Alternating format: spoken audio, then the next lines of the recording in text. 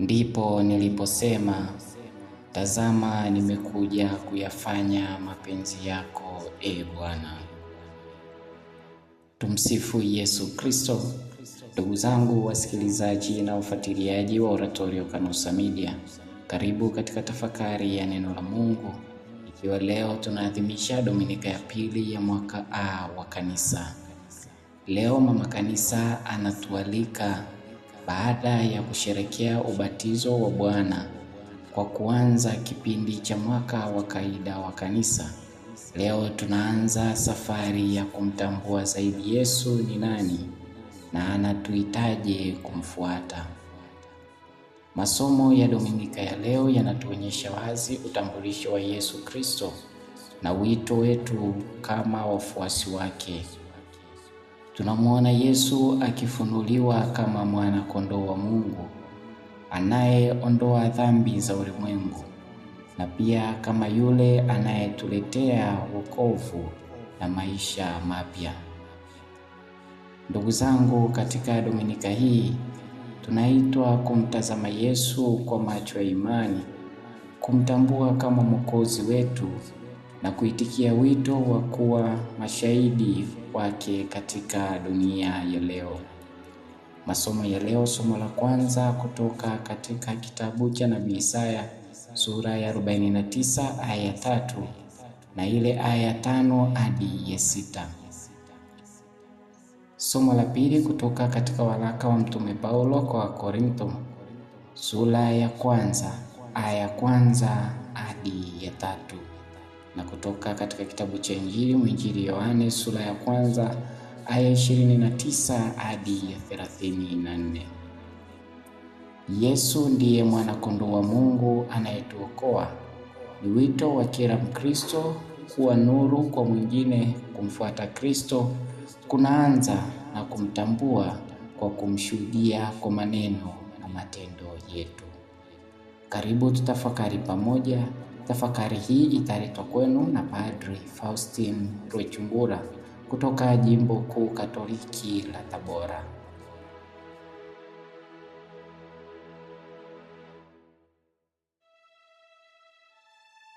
Kwa jina la Baba na la Mwana na la Roho Mtakatifu, amina. Amani ya Bwana iwe nanyi. Wapendwa na taifa la Mungu, niwakaribishe tena kwa tafakari ya neno la Mungu. Tunatafakari Jumapili ya pili ya mwaka A wa Kanisa. Jumapili iliyopita ilikuwa ubatizo wa Bwana. Tulisikia jinsi Yesu alivyobatizwa na Yohane mtoni Jordani. Na ubatizo wa Bwana ukawa unahitimisha kipindi cha Noeli, kipindi cha Krismasi. Tumeanza sasa kipindi cha kawaida cha mwaka. Na kipindi cha kawaida cha mwaka, masomo yanayotuongoza, somo la kwanza linatoka katika kitabu cha Nabii Isaya sura ya 49 mstari wa 3 na mstari wa 5 mpaka wa 6. Tusikilize somo hili. Bwana aliniambia, wewe u mtumishi wangu Israeli, ambaye katika wewe nitatukuzwa. Na sasa Bwana asema hivi, yeye aliyeniumba tangu tumboni niwe mtumishi wake, ili nimletee Yakobo tena na Israeli wakusanyike mbele zake tena. Maana mimi nimepata heshima mbele ya macho ya Bwana, na Mungu wangu amekuwa nguvu yangu. Naam, asema hivi, ni neno dogo sana wewe kuwa mtumishi wangu, ili kuzinua kabila za Yakobo na kuwarejeza watu wa Israeli waliohifadhiwa. Zaidi ya hayo, nitakutoa uwe nuru ya mataifa, upate kuwa wokovu wangu hata miisho ya dunia. Neno la Bwana. Ndugu zangu, somo hili kutoka kitabu cha Nabii Isaya linaongelea juu ya mtumishi wa Mungu. Mtumishi wa Mungu ambaye aliitwa na Mungu, hakujiita mwenyewe, ambaye atawakomboa watu wa Israeli. Lakini kitu cha pili atakachokifanya huyu mtumishi wa Mungu ni kuwa nuru ya mataifa.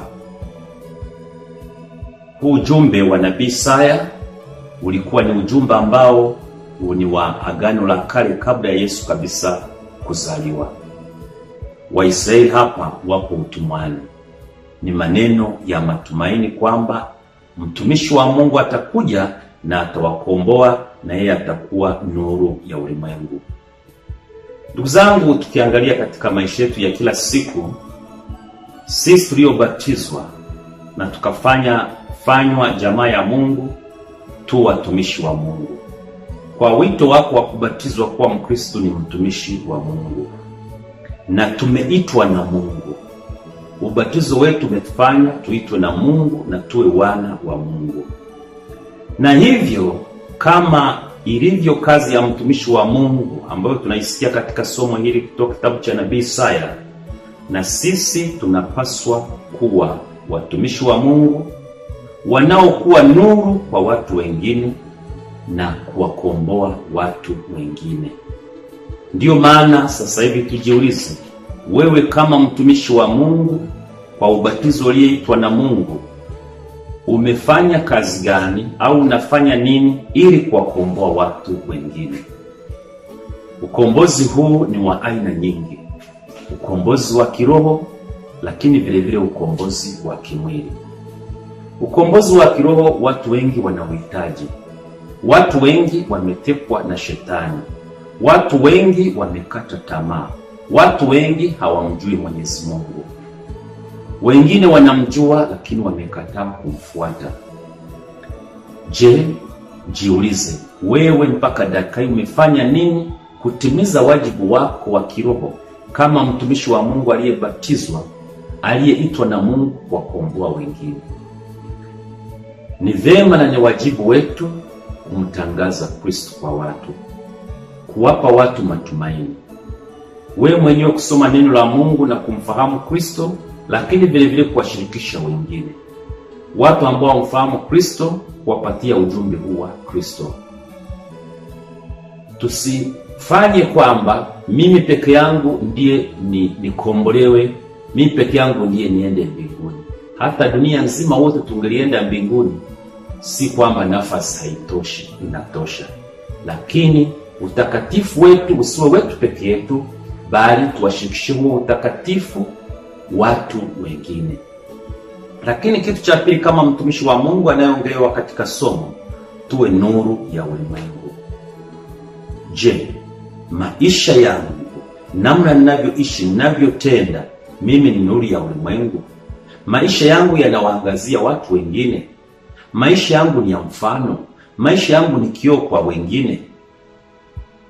Kila mmoja jitafakari na tuchukue hatua. Kama kuna mara ambapo tumekuwa giza kwa ulimwengu, tubadilike tuwe mwanga. Kama kuna mahali tumekuwa pakosa matumaini na kuwafanya wengine wakose matumaini, basi tuwe watu wa matumaini. Tuwe nuru na chumvi ya ulimwengu, kama tunavyosema katika Injili ya Mathayo. Somo la pili linatoka katika barua ya kwanza ya Mtume Paulo kwa Korinto, sura ya kwanza mstari wa kwanza mpaka wa 3.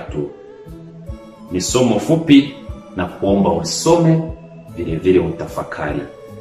Somo la Injili linatoka Injili ya Yohane sura ya kwanza mstari wa 29 mpaka 34.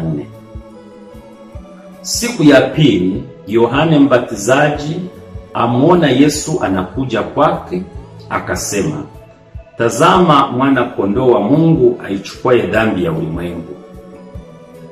Huyu ndiye niliyenena habari zake ya kwamba yuaja nyuma yangu ambaye amekuwa mbele yangu, kwa maana alikuwa kabla yangu. Wala mimi sikumjua, lakini kusudi adhihirishwe kwa Israeli, ndiyo maana mimi nalikuja nikibatiza kwa maji. Tena Yohane akashuhudia akisema, nimemwona Roho akishuka kama hua kutoka mbinguni, naye akakaa juu yake. Wala mimi sikumjua, lakini yeye aliyenipeleka kubatiza kwa maji, huyo aliniambia, yeye ambaye utamwona Roho akishuka na kukaa juu yake, huyo ndiye abatizaye kwa Roho Mtakatifu. Nami nimeona tena nimeshuhudia ya kuwa huyu ni mwana wa Mungu. Ndugu zangu, dhamira hii ya mtumishi wa Mungu inaendelea katika somo hili la Injili. Ni siku 2 baada ya Yohane kumbatiza Yesu mtoni Yordani, na anamuona Yesu anasema, tazama mwana kondoo wa Mungu aichukuaye dhambi ya ulimwengu. Huu ni unabii mkubwa kabisa. Hapa ndipo Yesu alikuwa ameanza utume wake siku karibia 2, lakini anasema maneno ambayo yatatokea miaka takriban 33 mbele, kwa sababu Yohane Mbatizaji hakumwona Yesu akifa msalabani akimwaga damu yake kwa ajili ya kutukomboa sisi. Anakuwa nabii, anayatabiri haya yatakayotokea, na anasema, mimi nilibatiza kwa maji, ila huyu Yesu, huyu mwana kondoo wa Mungu anayeondoa dhambi za ulimwengu, anayechukua dhambi za wanadamu wote, yeye huyu anabatiza kwa Roho Mtakatifu. Na anasema, niliona Roho Mtakatifu akimshukia mfano wa hua, nimeshuhudia hayo mimi mwenyewe.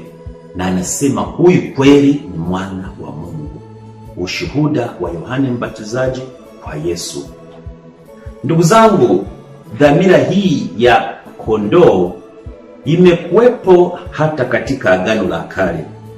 Katika kitabu cha Kutoka tunasoma kwamba mfalme wa Misri alikataa mara nyingi kuwaruhusu Waisraeli waondoke kutoka Misri.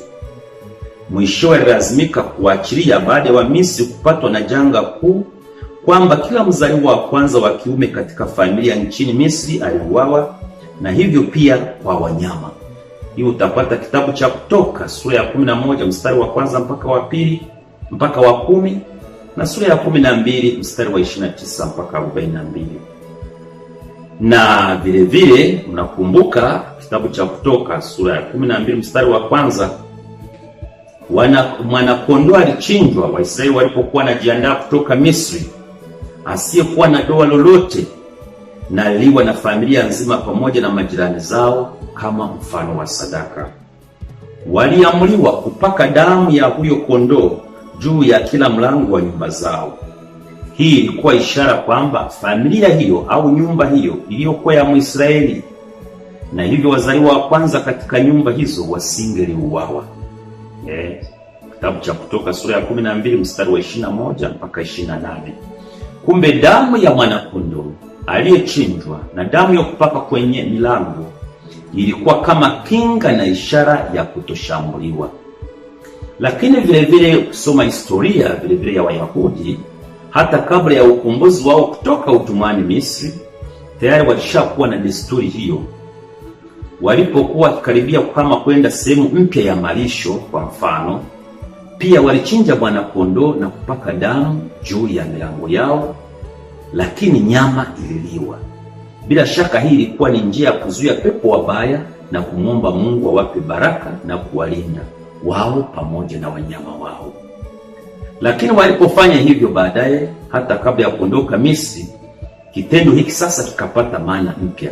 Hivyo walianza kuisherehekea Pasaka pale walipoanza sasa kutoka Misri, ni ukombozi wao. Walikumbuka namna Mungu alivyoingilia katika maisha yao na kuwakomboa kutoka utumwani Misri. Ndiyo maana katika Injili ya leo Yohane Mbatizaji anamweleza Yesu kama mwana kondoo wa kweli wa Pasaka anayechukua dhambi ya ulimwengu. Kumbe ni katika muktadha huo, katika Agano la Kale kondoo aliwakomba. Damu ya kondoo aliyechinjwa alitumika kama ishara ya kuwakomboa watoto wao wasiuawe, kwa sababu wamepaka damu kwenye milango yao. Lakini wanahama kutafuta malisho pengine, wanapaka damu ya kusudi wasipate pepo babaya, walindwe. Kunaona kondoo anatumika kuwalinda. Sasa Yesu Yohana anasema ni mwana kondoo wa Mungu achukuaye dhambi ya ulimwengu. Yesu sasa ndiye mwana kondoo, ndiye anachukua dhambi yetu, ndiye ametuletea ukombozi. Tumekombolewa kwa damu ya Yesu. Yesu sasa ndiye mwana kondoo. Na ndiyo maana pale kwenye misa padre pale kabla ya kukomunika pale kwenye misa anasema, anainua mwili wa Kristo, anasema, tazama mwana kondoo wa Mungu aondoaye dhambi za ulimwengu. Heri yao walioalikwa kwenye karamu ya Bwana. Huu ni mwili wa Kristo, ni mwana kondoo wa Mungu aondoaye dhambi zako na dhambi zangu. Heri yao wewe unayeshiriki na kushiriki hiyo meza ya Bwana. Ndugu zangu, tunapoendelea kutafakari hili, Yesu sasa ndiye mtumishi wa Mungu. Yesu amekufa kwa ajili yako. Damu ya Kristo imetukomboa mimi na wewe. Jukumu tunalopaswa kuwa nalo mimi na wewe ni kushiriki huu ukombozi. Tumeletewa ukombozi. Je, tunaukubali? Hatustahili, hatuna thamani mbele ya Mungu, lakini kwa dhambi zetu Yesu ametufia, amejitoa sadaka, mwana kondoo wa Mungu. Tukubali ujumbe wa Mungu, cha kwanza. Lakini cha pili, tuishi kadiri ya maongozi ya Mungu. Tukiishi kadiri ya maongozi ya Mungu, na sisi tunaendelea kushiriki katika huo ukombozi. Yesu ametukomboa katika ujumla wake, lakini kila mmoja sasa kwa nafsi yake inabidi ashiriki. Si kwamba ametukomboa sasa kila mmoja akae na kupumzika, hapana. Huo Yesu kutufia ni ukombozi wa jumla. Sasa ukombozi wa kila mmoja, lazima mimi na wewe tushiriki katika kusali, katika kutenda mema, kuishi kadiri Mwenyezi Mungu anavyotutaka. Na hiyo ndio itatuletea ukombozi sasa wa kila mmoja. Tuzidi kuombeana na tumuombe Mwenyezi Mungu azidi kutusaidia, huyu mwana kondoo wa Mungu achukue dhambi zetu, azidi kutukomboa katika maisha yetu ya kila siku. Wapendwa taifa la Mungu, naendelea kuwakumbusha kusubscribe, kushare, kulike na kucomment. Mwisho kabisa, kama utaguswa kuchangia huduma hii, unaweza kutuma sadaka yako kupitia namba zinazoonekana katika skrini yako. Mungu akubariki. Kwa jina la Baba na la Mwana na Roho Mtakatifu, amina. Tumsifu Yesu Kristo.